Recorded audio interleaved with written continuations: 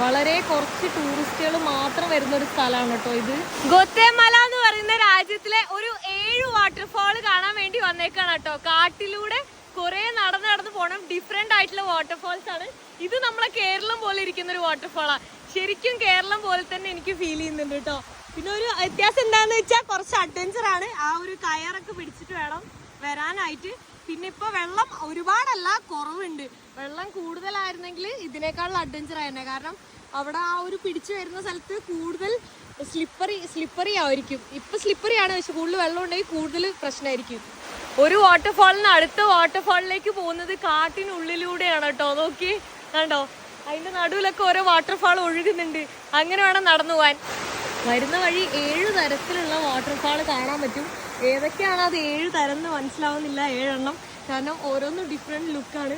പോകുന്ന ഇവിടെ ഇങ്ങനെ വഴിയൊക്കെ കാണാൻ പറ്റുന്നു. ഇത് വഴിയാണ് പോകുന്നത്. നല്ല രസമുണ്ട്. ഫൈനൽ വാട്ടർഫാളിൽ ഞാൻ എത്താറായിട്ടുണ്ടെന്ന് തോന്നുന്നു. എനിക്കറിയില്ല, അങ്ങോട്ട് പോയി നോക്കിയാൽ അറിയുമോ ഇനിയും വാട്ടർഫാൾ ഉണ്ടോ ഇല്ലേന്ന്. ആ ഒരു പുള്ളിക്കാരി ഈ വാട്ടർഫാളൊക്കെ ആസ്വദിച്ചിരിക്കുന്നത് കാണാൻ പറ്റുന്നുണ്ട് കേട്ടോ.